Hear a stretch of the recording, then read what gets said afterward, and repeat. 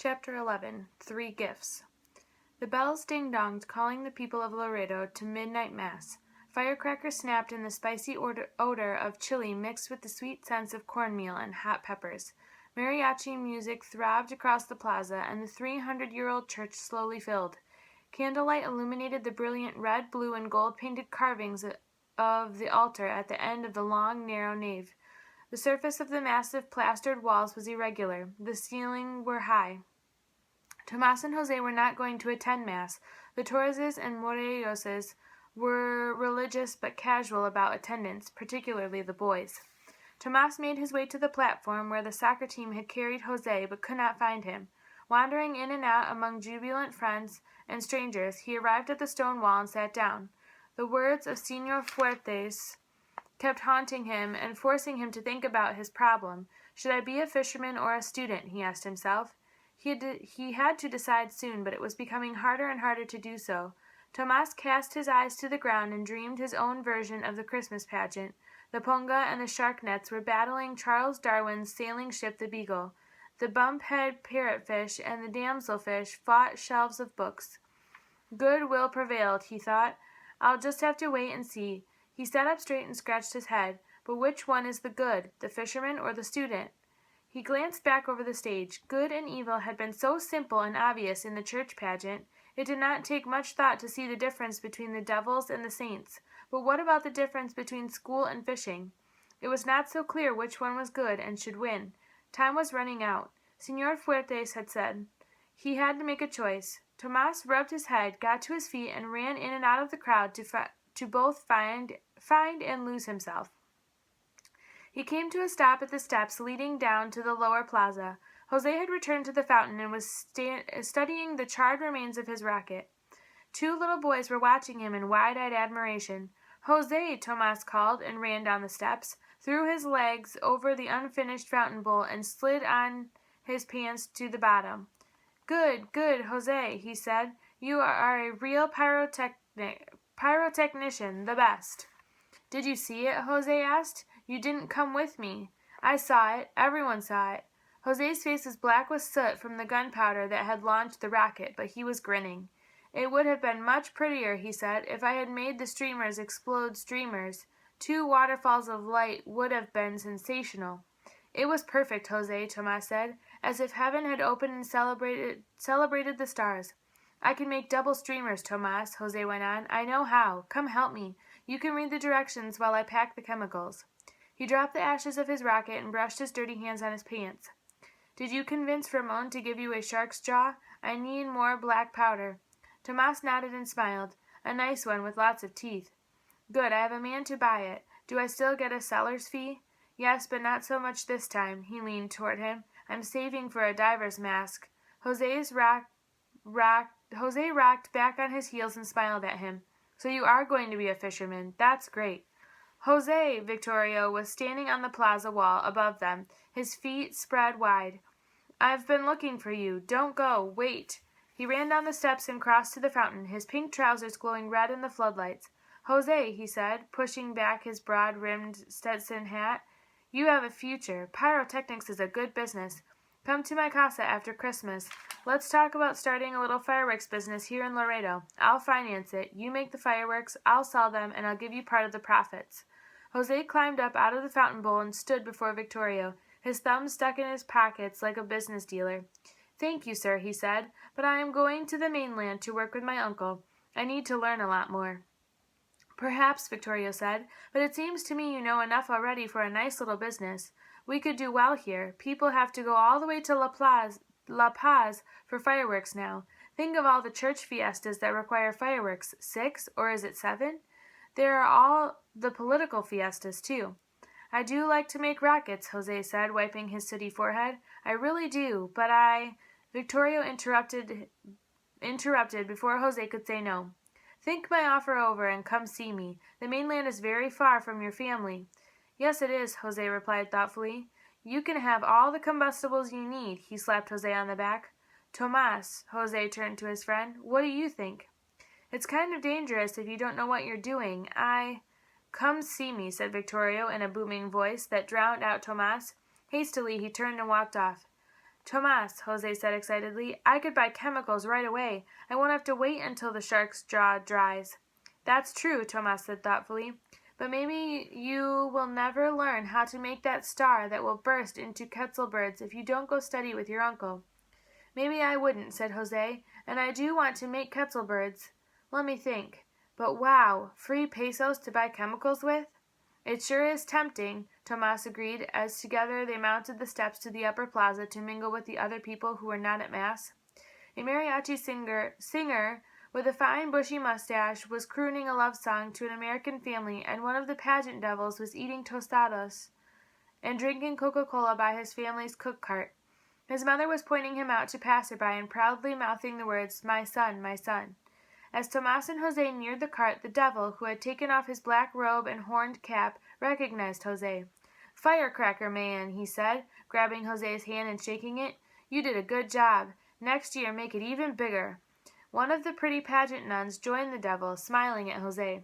You are really clever, she said, pushing back her curled locks and tucking her chin shyly. I don't know how you do it. Jose beamed immodestly. I can make an even more beautiful rocket, he said, and threw out his chest. Tomas knew his friend well.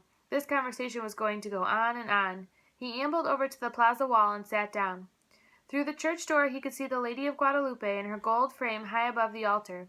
Below her the padre, dressed in robes of white silk, stood like a saint himself, bowing behind a gold-painted trestle that read, Yo soy el pan de vida. I am the bread of life. The choir chanted, the altar bells tinkled.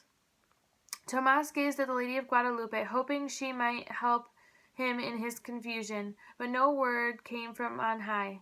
I'll know tomorrow, he said, glancing at Jose, who was still talking to the pretty girl in the white robe. Tomas scrunched up his face and headed home. Tomorrow, he thought, should decide something. Uncle Diaz and I will be soaring with the giant mantas. We'll float above the sea hares and sand dollars on the seafloor. I should know after that. He darted past the Café au lait, and Bruja joined him again.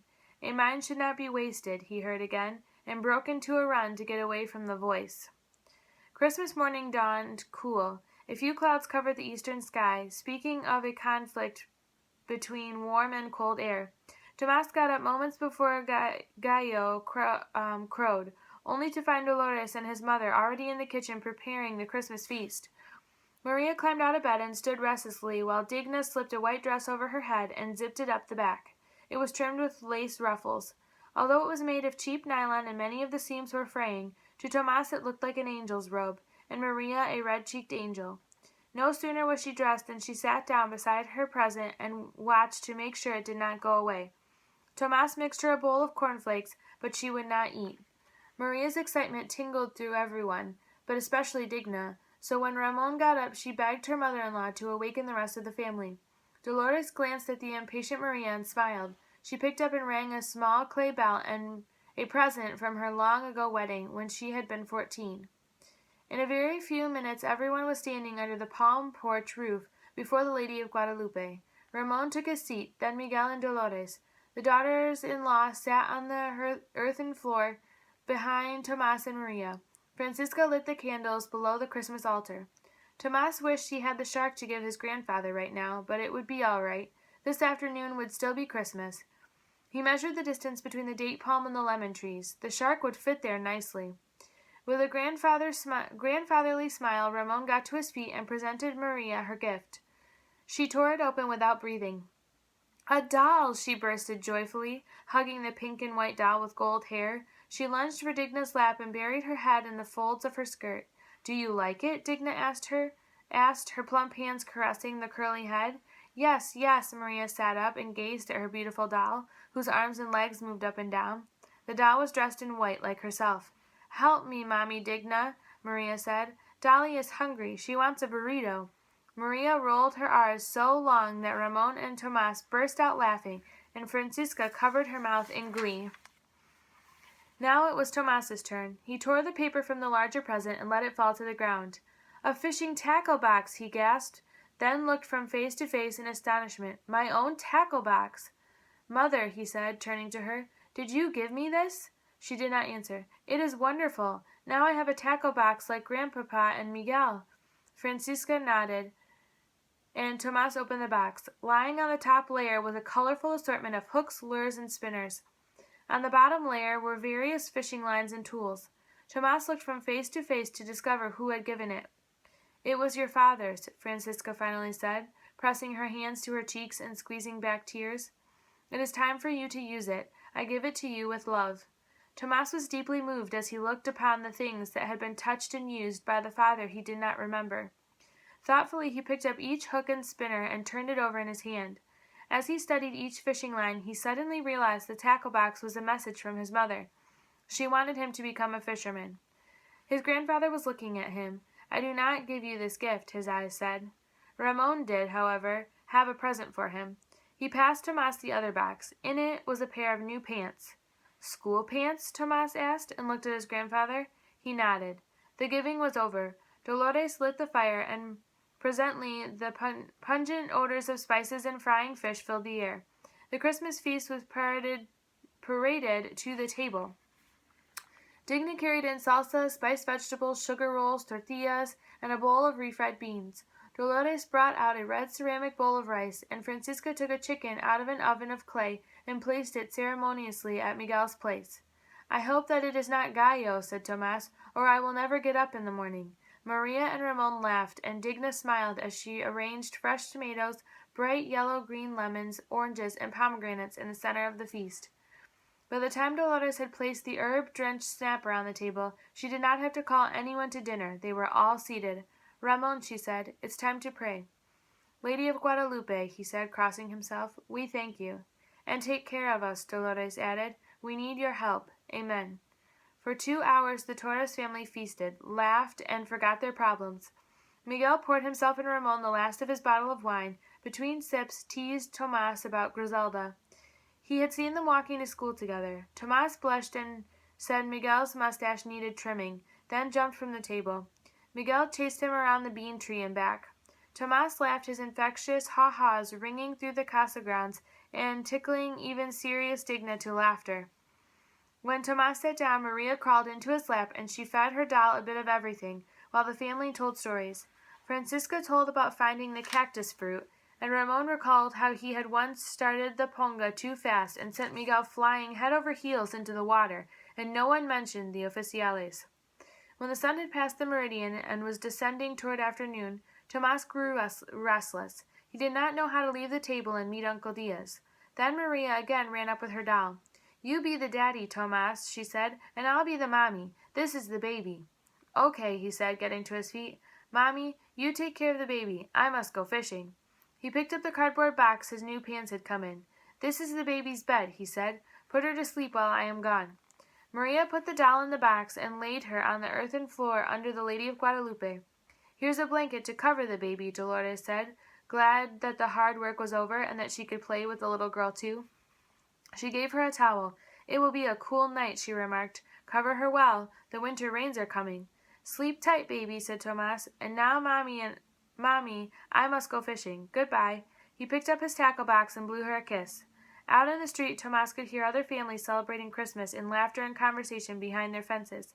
Children kicked balls and played with new toys in the dusty road, and music blared from every palapa and casa.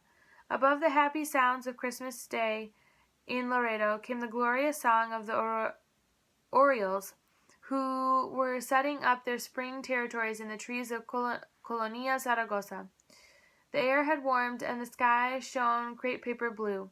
This is the day, Tomas sang as he passed the Morelos' casa. Jose was not to be seen, probably still sleeping, he thought with a smile. That was a great night for Jose. He hurried on to the beach, wondering if Jose would start his own firecracker business with Victorio.